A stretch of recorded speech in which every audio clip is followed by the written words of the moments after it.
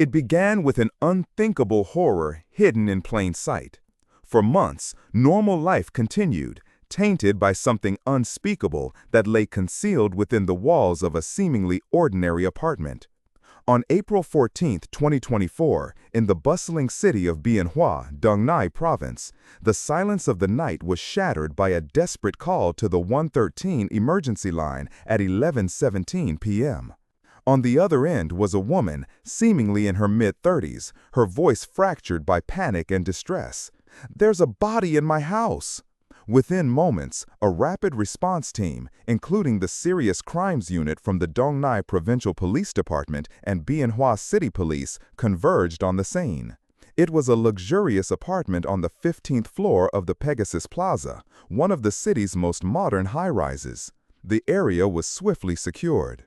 The victim was a young man, still clad in his high school uniform. His body lay supine in the living room, eyes wide open, staring blankly, a haunting void. Around his neck, a deep, dark red ligature mark stood out starkly. A thin layer of white foam, mixed with dried blood, encrusted his mouth. A white phone charger cable was wrapped tightly 3 times around his throat. Disturbingly, there were no signs of struggle on the victim's body. The main door was locked from the inside, without any signs of forced entry. During the initial examination, the body temperature had dropped significantly, and lividity had appeared on the lower limbs. The preliminary conclusion was that the victim had died between 8 p.m. and 9 p.m. that same evening. The victim was quickly identified as Michael Nguyen, 17 years old, and 11th grade physics major at Leung Thay Vinh High School for the Gifted, residing in Quit Thong Ward, Bien Hoa City. Investigators began a thorough sweep of the surrounding area, collecting all data from hallway cameras and extracting the apartment's keycard history. In the bedroom, a physics textbook lay open on the desk, alongside a half-empty glass of lemon tea. However, a crucial anomaly caught the detectives' eyes. In a trash can in the kitchen corner, they discovered a pair of thin rubber gloves stained with a viscous, dark brown substance suspected to be dried blood. A faint wine-red lipstick stain was subtly imprinted on the rim of the lemon tea glass. Police confirmed that no relatives of the victim lived at this address. The apartment belonged to Dana Dang, 35, a teacher at a nearby junior high school. She was also the one who had made the emergency call. In her initial statement, Dana trembled, claiming, "I was on a business trip in Vung Tau since this morning. When I returned home and opened the door, I found Michael lying there." The crime scene examination commenced at 0:30 a.m. on April 15th. The apartment spanned approximately 60 square meters, featuring a living room, a bedroom, a small kitchen, and an enclosed bathroom. All glass windows were fitted with thick, drawn curtains, creating a stifling, claustrophobic atmosphere. Upon entering, forensic officers immediately detected a faint, mild scent of cleaning chemicals, subtly mixed with the pungent, characteristic odor of death. A faint drag mark, about 90 centimeters long, was discovered extending from near the entrance to where the body lay. This mark was indistinct, but under ultraviolet light, it appeared as a wiped biological fluid trail. Forensic technicians used luminol powder and shortwave lights to inspect the entire tiled floor surface. The results indicated no splattered or sprayed blood, typical of a violent struggle. This was a remarkably clean scene, almost unnaturally so. The fabric-covered sofa showed no deep indentations, and the curtains were perfectly aligned. Yet, upon closer inspection beneath the sofa, a patch of dried, partially wiped blood remained on the wooden frame. A pair of men's indoor slippers, around size 40, lay nestled against the wall. The soles were caked with a distinct reddish soil, characteristic of the Dong Nai region. The wine-red lipstick stain on the lemon tea glass was carefully collected. This lipstick sample did not match any makeup items found in the apartment. An examination of the main door's electronic lock revealed it was intact. The hallway camera recorded Michael entering the elevator and descending to the 15th floor at 8:41 p.m. He wasn't carrying a backpack, only a thin stack of books and his phone. There was no data recording Michael leaving the apartment. This conclusively confirmed that the victim did not leave the scene on his own after entering. In the bedroom, the bed was neatly made, the blanket undisturbed, but the pillow bore a significant indentation, a sign that someone had been lying there for an extended period not long before. In the kitchen trash, besides the rubber gloves, there were 3 crumpled tissues stained with a light pink fluid. An unopened bottle of high-end Chanel Coco Mademoiselle perfume was found in a desk drawer, directly beneath a stack of lesson plans bearing the name of the apartment owner, Dana Dang. All evidence was sealed and collected according to proper procedure. On the victim's neck, the ligature mark was continuous, the cord wrapped tightly 3 times.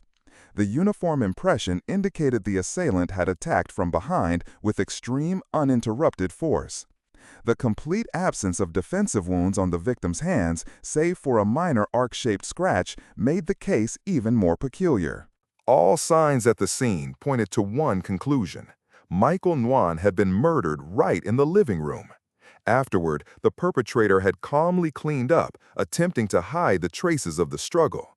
But they forgot one fundamental truth. A crime can never be truly washed away with cleaning solution. Michael Nguyen, born in October 2007, was the only son of a modest family in Quit Tang Ward. His father was a civil engineer, his mother an accountant, both working standard office hours. Michael was an 11th grade physics student in the gifted class at Lung Te Ving High School, a top-tier institution. He had an exceptional academic record, having won second prize in the provincial physics competition in 10th grade.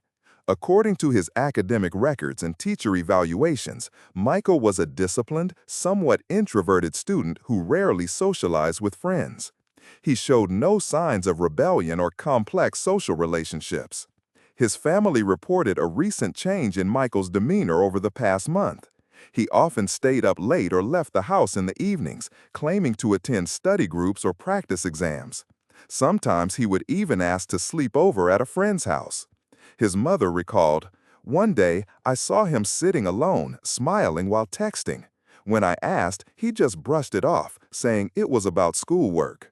Within the victim's phone, investigators discovered an unusually long call history with an unsaved number, often occurring after 9 p.m. Specifically, a landline number had consistently called and received calls from Michael's phone during late hours. Many of these calls lasted over 15 minutes. The last call before Michael's death occurred at 8:15 p.m. on April 14th, precisely when the camera recorded him leaving home. The incoming number was that mysterious landline. The most recent message on his phone read, "Go to the usual spot, stand and wait." Furthermore, the investigation team successfully recovered a chain of deleted messages. The content revealed Michael's struggle with an unclear relationship, including one poignant line, "If this comes out, we're both done." A classmate, Kevin Fan, confirmed that Michael had been withdrawing from their group recently. On one occasion, Michael confided in Kevin that he was dealing with a difficult situation but did not elaborate. The school reported no conflicts between Michael and teachers or other students. However, according to some classmates, Michael had received special favoritism from his homeroom teacher, often being kept after school for private tutoring. Criminal psychology experts suggested that the victim was likely entangled in a relationship that extended beyond academic boundaries. This relationship had caused subtle, prolonged mental pressure, and the night of the murder could have been when the conflict escalated to its peak. Reviewing security cameras from the victim's home to the crime scene, the investigation team gathered data from 5 residential cameras along Nguyen Ai Quoc and Va Thi Sao streets, leading towards the Pegasus Plaza apartment complex. Between 7:38 p.m. and 8:10 p.m. on April 14th, footage showed Michael Nguyen leaving home alone. He was wearing his uniform, a face mask, and walked quickly. He carried no backpack, only a slim folder of documents and his phone. At the Va Thi Sao intersection, Michael approached a dark blue Honda Vision scooter with an unidentifiable license plate. The driver wore a gray jacket, a full-face helmet, and a face mask. Due to the narrow camera angle, the person's face was completely unidentifiable. Michael got onto the back of the scooter, and the two headed directly towards the apartment complex before disappearing from camera view.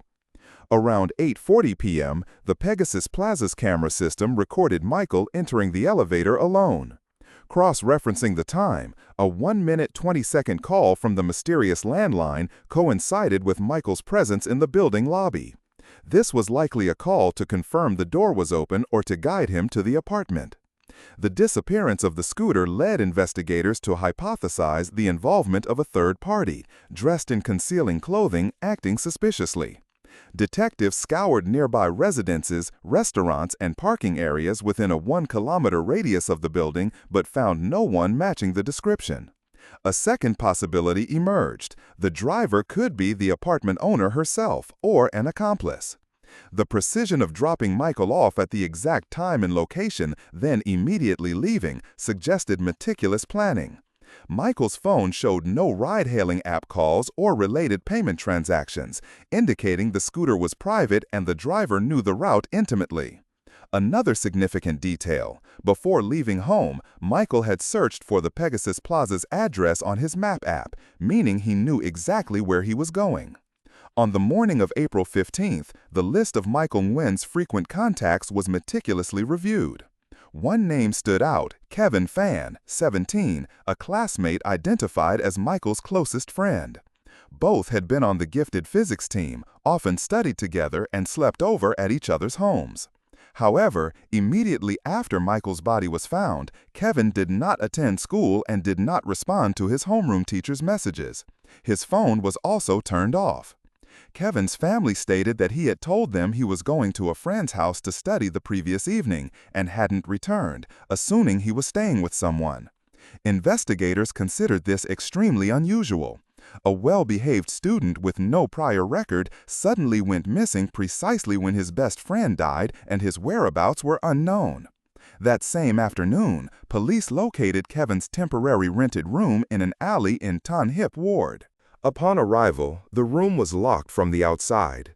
With the landlord's assistance, the investigative team opened the door. Inside, belongings showed no signs of disturbance. Several physics notebooks lay open on the desk. Kevin's old phone was found in a drawer, its battery removed. Forensic technicians extracted data, including numerous text messages between Kevin and Michael. The content was fragmented, but revealed their relationship was no longer as close as before. Notably, there was an audio recording over 2 minutes long, where Michael's voice, quiet and strained, said, "I can't keep quiet anymore. If I stay silent, others will end up like me." Kevin offered no reply. A day later, Kevin appeared at home on his own, looking exhausted and disheveled. After learning of his friend's death, Kevin became extremely agitated when summoned for questioning that very night. He initially claimed, "I wasn't involved last night. I knew Michael had a private matter, but I didn't dare interfere." When pressed about the specific nature of this private matter, Kevin remained silent for a long moment before saying, "If I tell you, that person won't be able to live in peace." Under psychological pressure, Kevin finally admitted that Michael had told him he was being controlled by an adult, though he didn't know who. This person had messaged Michael from a landline number demanding absolute secrecy. Michael said that if the truth came out, both would be expelled from school. Investigators questioned whether Kevin might be an accomplice or knew the perpetrator. However, at the time of Michael's death, Kevin was verified to be at another friend's house. Camera footage confirmed his alibi. He was ruled out as a direct suspect, but Kevin's testimony opened up an entirely new line of inquiry. On April 16, the forensic team from the Ministry of Public Security's Criminal Science Institute completed preliminary analysis of samples collected at the scene, focusing on the half-empty lemon tea glass in the living room. On the rim of the glass, the wine-red lipstick mark was clear, curved in the shape of a woman's lips. Analysis confirmed it was a high-end matte lipstick, a popular shade in current fashion trends. It did not match any of the victim's personal items, nor were there any indications Michael used lipstick. Inside the drink, high concentrations of vitamin C and sugar were found. The purpose could simply have been to calm nerves before a tense conversation or to distract the victim. 3 fingerprints were recovered from the glass. One belonged to the victim, while the other 2 were unidentified. However, initial analysis suggested both belonged to adults. In the living room, the faint scent of Chanel perfume lingered. Investigators confirmed no one in the victim's family used this perfume, and Michael himself was not carrying any. The perfume bottle found in the desk drawer at the scene, according to student descriptions, matched the scent Dana Dang, the apartment owner, often wore to class. Analyzing the Pegasus Plaza apartment building's keycard data, the technical team noted 1 keycard swipe for the elevator to the 15th floor at 8:15 p.m. on the day of the murder, 26 minutes before cameras recorded Michael entering the apartment. Cross-referencing the card ID, it was confirmed to be Dana Dang's keycard. However, the owner had stated, "I was on a business trip in Viewpoints, left home early in the morning, locked the door carefully, and did not lend the card to anyone." This statement was immediately met with suspicion. Further analysis of the arc-shaped scratch on the victim's hand led experts to believe it could have been made by a pointed artificial nail, about 1 centimeter long. All these small yet strangely consistent details pointed in one direction. The perpetrator was a woman, familiar with the apartment, and had approached the victim without needing to use force. On the afternoon of April 16th, the investigation team summoned Dana Dang, 35, Michael's former homeroom teacher and the owner of the apartment where the body was found. Dana claimed, "I was on a business trip in Viewpoints from the morning of the 14th with a specialized teaching schedule for an affiliated school. I only returned to Bien Hoa on the evening of the 15th. According to her statement, she left home at 7:15 a.m., locked the door with an electronic code lock, and did not lend her keycard to anyone. However, when cross-referenced with elevator system data, investigators discovered that Dana's keycard had been swiped on the 15th floor at 8:15 p.m. on the 14th. Dana adamantly denied this. "That's impossible. I always carry my card. I didn't lose it, and no one knows the password." But footage from the 15th floor hallway camera showed no images of Dana appearing before Michael. Investigators shifted their focus to her business trip itinerary. The affiliated school in Viewpoints confirmed they had invited Dana to deliver a specialized lecture, but the schedule was set to begin on the morning of the 15th, not the 14th. This meant Dana had not gone to Viewpoints as she had claimed. Regarding her relationship with the victim, Dana stated, "I cared for Michael because he was a bright, capable student who needed guidance. There was nothing personal." However, according to a group of students, Michael had been kept after school by Dana numerous times. On one occasion, she even drove Michael home in her private car. A student named Terry recalled, "We just thought she liked him a lot. Sometimes after school, we'd see the 2 of them talking for a long time in the hallway." Reviewing the school's camera data confirmed that Dana and Michael had left school together at least 5 times in the last 3 months. During the confrontation, Dana's eyes wavered. In her final statement during that session, Dana admitted to meeting Michael outside of school hours but vehemently maintained, "I did not kill anyone." The investigation team decided to temporarily detain Dana Dang to prevent flight and facilitate the investigation. On April 17th, the investigation team received incredibly valuable data from a security camera opposite the main entrance of the Pegasus Plaza. This footage, installed by a resident, had a low angle but was clear enough to identify a crucial detail: the person who entered the building at 8:15 p.m. on the day of the murder. Although wearing a jacket, face mask, and a helmet obscuring most of their face, their posture and height perfectly matched Dana Dang. The problem was that within the exact same time frame, another camera recorded Dana at the Vincom Bien Hoa supermarket, over 5 kilometers from the crime scene. The 2 images were recorded only 8 minutes apart. Analyzing the movement, the investigation team confirmed it would be impossible to travel from the supermarket to the apartment building in such a short time. From this point, a bolder new hypothesis emerged. There was a second person who looked exactly like Dana. Investigators immediately expanded their background check on the teacher and uncovered a shocking first discovery. Dana Dang had an identical twin sister named May Dang, currently living in Benjung province. May had also been a teacher but had quit 3 years prior due to mental health issues. The sisters had once lived together in Benhua but had very little contact recently.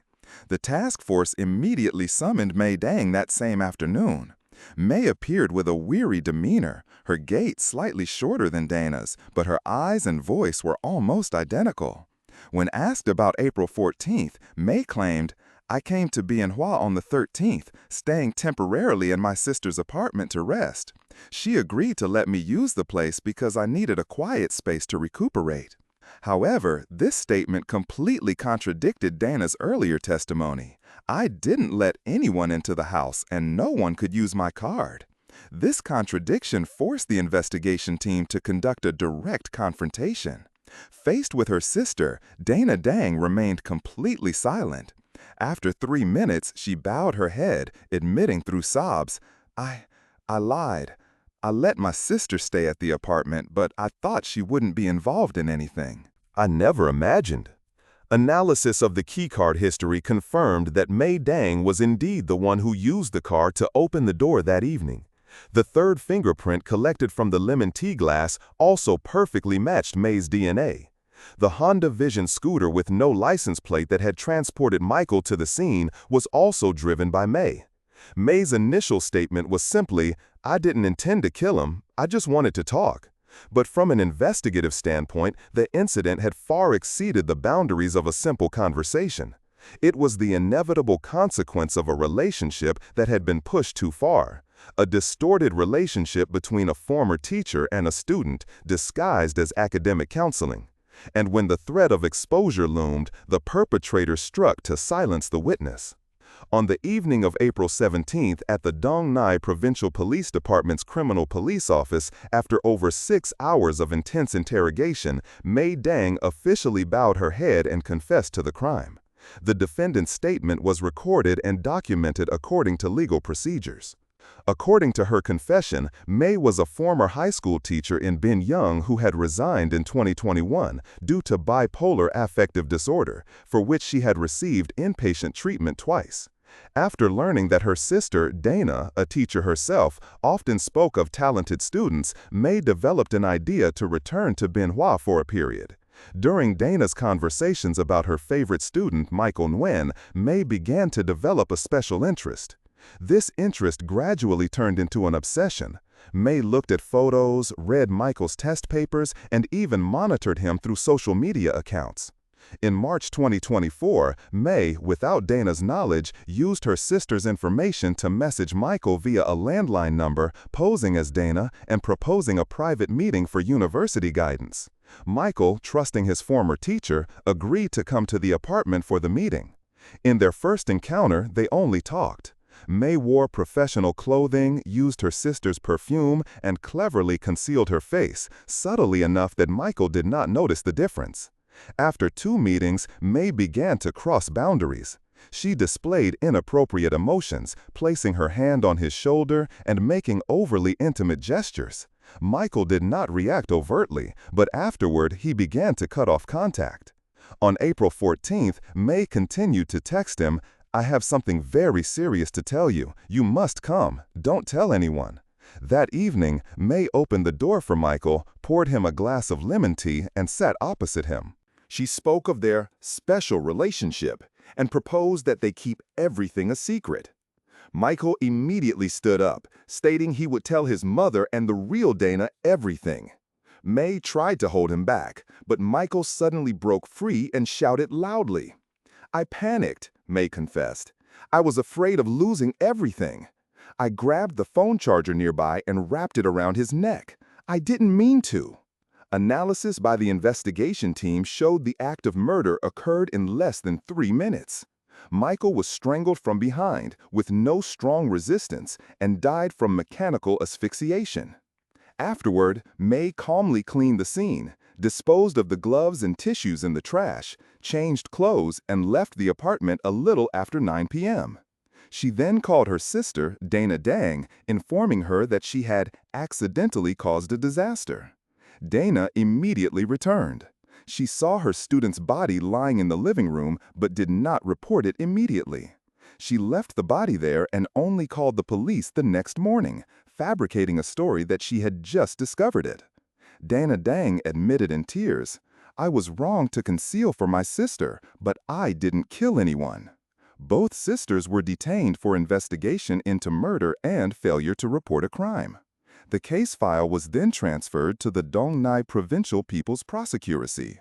In May 2024, the Dong Nai Provincial People's Court opened the first instance trial against defendant Mei Dang on charges of murder under Article 123, Clause 1 of the Penal Code, which carries penalties ranging from 12 to 20 years in prison, life imprisonment, or the death penalty. Defendant Dana Dang, Mei's sister and the apartment owner, was tried for failure to report a crime. In court, Mei maintained her confession, her face strangely calm, but her eyes utterly blank. She testified, "I couldn't control myself when he said he would tell everything. I thought everything would fall apart." Dana Dang, the former teacher, broke down in tears when asked why she didn't report the incident immediately after learning of it. "I couldn't believe my sister would do such a thing. I tried to convince myself it was just an accident, but my hesitation left him alone in that room all night." The court panel determined that Mei Dang's actions were impulsive but resulted in exceptionally severe consequences. Although the defendant had a history of mental illness, there was insufficient basis to exempt her from criminal liability. The case was complex, directly involving the educational environment where the teacher-student relationship should be absolutely protected. After weeks of deliberation, the court's final ruling left the room heavy with silence. The final verdict was then delivered. 19 years imprisonment for the crime of murder, for Mei Dang.